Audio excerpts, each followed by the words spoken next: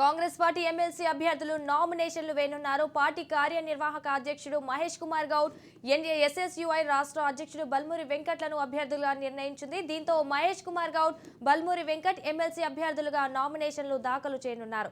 అతి చిన్న వయసులో బల్మూరి వెంకట్ పెద్దల సభలోకి అడుగుపెట్టనున్నారు. ప్రస్తుతం ఎస్ఎస్యుఐ రాష్ట్ర అధ్యక్షుడిగా పనిచేస్తున్నారు. ఖాళీ అయిన 2 ఎమ్మెల్సీ పదవులకు నవంబర్ 30న 2027 వరకు గడువు ఉంది. రెండింటికి విడివిడిగా ఉన్న ఉప ఎన్నికల నిర్వహించాలని ఎన్నికల సంఘం నిర్ణయించింది. శాసనసభలో అత్యధిక బలం ఉన్న కాంగ్రెస్ పార్టీకే 2 ఎమ్మెల్సీ పదవులు దక్కనున్నాయి. కాంగ్రెస్ పార్టీ ఎమ్మెల్సీ అభ్యర్థులు నామినేషన్లు వేయనున్నారు. పార్టీ కార్యనిర్వాహక అధ్యక్షుడు మహేష్ కుమార్ గౌడ్, ఎన్ఎస్యుఐ రాష్ట్ర అధ్యక్షుడు బల్మూరి వెంకట్లను అభ్యర్థులుగా నిర్ణయించింది. దీంతో మహేష్ కుమార్ గౌడ్, బల్మూరి వెంకట్ ఎమ్మెల్సీ అభ్యర్థులుగా నామినేషన్లు దాఖలు చేయనున్నారు. అతి చిన్న వయసులో బల్మూరి వెంకట్ పెద్దల సభలోకి అడుగుపెట్టనున్నారు. ప్రస్తుతం ఎన్ఎస్యుఐ రాష్ట్ర అధ్యక్షుడిగా పనిచేస్తున్నారు. ఖాళీ అయిన 2 ఎమ్మెల్సీ పదవులకు నవంబర్ 30న 2027 వరకు గడువు ఉంది. రెండింటికి విడివిడిగా ఉన్న ఎన్నికలు నిర్వహించాలని ఎన్నికల సంఘం నిర్ణయించింది. శాసనసభలో అత్యధిక బలం ఉన్న కాంగ్రెస్ పార్టీకే 2 ఎమ్మెల్సీ పదవులు దక్కనున్నాయి. అయితే పార్టీ నిర్ణయించిన మహేష్ కుమార్ గౌడ్, బల్మూరి వెంకట్ల ఎన్నిక లాంఛనం కానుంది. ముందుగా అద్దంకి దయాకర్, బల్మూరి వెంకట్ ను ఎంపిక చేసినట్టు వార్తలొచ్చాయి. చివరి నిమిషాల్లో అద్దంకి దయాకర్ స్థానంలో మహేష్ కుమార్ గౌడ్ పేరును తీసుకొచ్చింది హస్తం పార్టీ. దావోస్ పర్యటనలో ఉన్న సీఎం ముఖ్యమంత్రి రేవంత్ రెడ్డితో చర్చించిన తర్వాత అధికారికంగా ప్రకటించింది. రెడ్డిగా దీనిపై పూర్తి సమాచారం మా ప్రతినిధి విక్రాంత్ ఫోన్ ఇన్ లో అందిస్తారు. విక్రాంత్, చెప్పండి, దీనికి సంబంధించిన అప్డేట్స్ ఏంటి? Thank you. మొత్తానికి ఈ రోజు ఎమ్మెల్యే కోట ఎమ్మెల్సీ ఎన్నికల కూడా నామినేషన్లకు చివరి గడువు అనుకోవాలి. ఈ రోజు సాయంత్రం 3 గంటలకు ఈ నామినేషన్ల గడువు ఉంది. ఇవాళ నామినేషన్ వేయడానికి కూడా కాంగ్రెస్ ఎమ్మెల్సీ అభ్యర్థులు కూడా అసెంబ్లీలో నామినేషన్ వేయడానికి సిద్ధమయ్యారు. కాంగ్రెస్ పార్టీ నుంచి కూడా ఇద్దరు కూడా ఏఐసిసి అధిష్టానం ఇప్పటికే సాయంత్రం ఎంపిక చేసింది. ఇటు కాంగ్రెస్ వర్కింగ్ ప్రెసిడెంట్ గా ఉన్నటువంటి మహేష్ కుమార్ గౌడ్ తో పాటు ఎన్ఎస్సీ స్టేట్ ప్రెసిడెంట్ గా ఉన్నటువంటి బలమూరి వెంకట్ ఇద్దరిని కూడా కాంగ్రెస్ అభ్యర్థులుగా కూడా ఇప్పటికే ఏఐసిసి అధిష్టానం ప్రకటించింది. ఈ రోజు మాత్రం నామినేషన్లు వేరున్నారు. రేపు నామినేషన్ల పరిశీలన ఉండబోతుంది. ఇక 22వ తేదీ వరకు కూడా నామినేషన్లు ఉపసంహరించుకోవడానికి కూడా గడువు ఉంటుంది. ఈ నెల 29న కూడా ఉదయం నుంచి కూడా ఇటు కౌంటింగ్ జరుగుతుంది.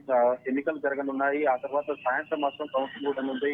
అదే రోజు ఫలితాలు కూడా వెలువడనున్నాయి. మొత్తానికి కాంగ్రెస్ పార్టీలో పదుల సంఖ్యలో కూడా ఎమ్మెల్సీ స్థానం కోసం మాత్రం చాలా మంది ఆశావాహులు ఎదురు చూస్తారు. కానీ అనూహ్యంగా కూడా చివరి వరకు కూడా ఒక రాజకీయ కోణంలో చక్రం తిప్పారని చెప్పుకోవచ్చు. ఇటు మొదట మాత్రం ఇటు అద్దంకి దయాకర్ కు తుంగతుర్తి ఎమ్మెల్యే అభ్యర్థిగా కూడా టికెట్ వస్తుందని ఆశించినప్పటికీ అది ఎమ్మెల్యే ఎన్నికల్లో కూడా నామినేషన్లు చివరి రోజు వరకు కూడా అద్దంకి దయాకర్ పేరు వచ్చింది. కానీ అనూహ్యంగా చివరి రోజు ఇటు అభ్యర్థిని మారుస్తూ కూడా కాంగ్రెస్ హైకమాండ్ నిర్ణయం తీసుకుంది.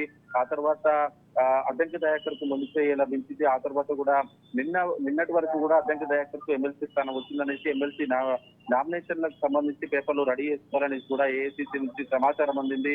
ఆ నేపథ్యంలోనే నిన్ననే నామినేషన్లు వేయడానికి కూడా సిద్ధమయ్యాడు అద్దంకి దయాకర్. కానీ ఏఐసిసి అధిష్టానం నుంచి ప్రకటన కోసం వేచి చూశాడు. కానీ చివరి నిమిషంలో ఏఐసిసి ప్రకటించిన లిస్ట్ లో తన పేరు లేకపోవడంతో కూడా అద్దంకి దయాకర్ విస్మయానికి గురయ్యాడని చెప్పుకోవచ్చు. అయినప్పటికీ ఆ తర్వాత కాంగ్రెస్ పార్టీ పై నాకు నమ్మకం ఉందని, ఖచ్చితంగా రానున్న రోజుల్లో కాంగ్రెస్ పార్టీ నాకు అంతకంటే మంచి పోస్ట్ ఇస్తుందనేసి కూడా వీడియో విడుదల చేశారు. ఏదేమైనప్పటికీ కాంగ్రెస్ వారికి వర్కింగ్ ప్రెసిడెంట్ గా ఉన్నటువంటి మహేష్ కుమార్ గౌడ్ కూడా నిజామాబాద్ స్థానాన్ని ఆశించారు. కానీ తను కూడా టికెట్ త్యాగం చేశాడని చెప్పుకోవాలి. ఎమ్మెల్యే సంబంధించి షబ్బీర్ అలీ ఆ స్థానం నుంచి పోటీ చేశాడు. షబ్బీర్ అలీ స్థానం నుంచి స్వయంగా ముఖ్యమంత్రిగా ఉన్నటువంటి రేవంత్ రెడ్డి కూడా ఇటు కేసీఆర్ పోటీ చేసిన నేపథ్యంలో కూడా అదే స్థానం నుంచి రేవంత్ రెడ్డి పోటీ చేయడంతో ఆ స్థానం ఆశించినటువంటి షబ్బీర్ అలీని ఇటు మహేష్ కుమార్ గౌడ్ స్థానానికి పంపడంతో కూడా మహేష్ కుమార్ గౌడ్ ఈ ఎన్నికల్లో పోటీ చేయలేదు. ఈ నేపథ్యంలోనే తన ఎమ్మెల్యే స్థానాన్ని త్యాగం చేసినటువంటి Mahesh Kumar Goud Congress party working president గా ఉన్నటువంటి మహేష్ కుమార్ గౌడ్ కు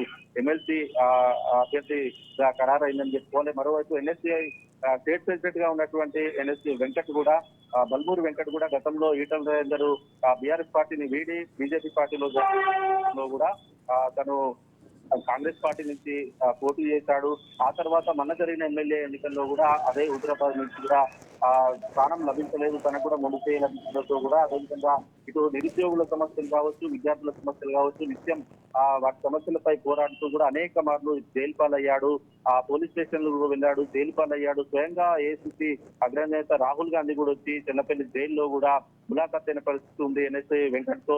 ఈ నేపథ్యంలోనే తనకు జరిగిన అవమానం కావచ్చు, అన్యాయం కావచ్చు, ఆ యూత్ కి కొంచెం కాంగ్రెస్ పార్టీ అండదండలు ఉంటుంది, యూత్ ని ఎంకరేజ్ చేయాలనే ఉద్దేశంతో కావచ్చు, ఇప్పటికే ఎన్ఎస్ఐ వెంకట్ ని కూడా ఏసీసీ అధికారికంగా ప్రకటిస్తుంది. కానీ కొంతమంది మాత్రం సీనియర్లు తనని అడ్డుకునే ప్రయత్నం చేశారు. చిన్న ఏజ్ లో కేవలం 30 సంవత్సరాల ఏజ్ లో ఒక పెద్దల సభకు ఎమ్మెల్సీ స్థానం ఎలా ఇస్తారు, తన స్థానంలో మాకు కావాలనేసి కూడా లాబింగ్ చేస్తున్న పరిస్థితి ఉంది. కానీ ఏఐసీసీ అధిష్టానం మాత్రం ఆ ఎన్ఎస్సీఐ స్టేట్ ప్రెసిడెంట్ వెంకట్ వైపే మొగ్గింది. చివరికి ఎన్ఎస్సీఐ స్టేట్ ప్రెసిడెంట్ వెంకట్ తో పాటు కాంగ్రెస్ వర్కింగ్ ప్రెసిడెంట్ మహేష్ కుమార్ గౌడ్ వీరిద్దరిని కూడా ఎమ్మెల్యే కోట ఎమ్మెల్సీ అభ్యర్థులుగా కూడా నియమించారు. మరి కాసేపట్లో 11:30 కూడా వీరిద్దరూ కూడా కాంగ్రెస్ పార్టీ తరఫున ఎమ్మెల్యే కోటాలోని ఎమ్మెల్సీ స్థానాన్ని కూడా వీరిద్దరూ కూడా నామినేషన్ దాఖలు చేయనున్నారు.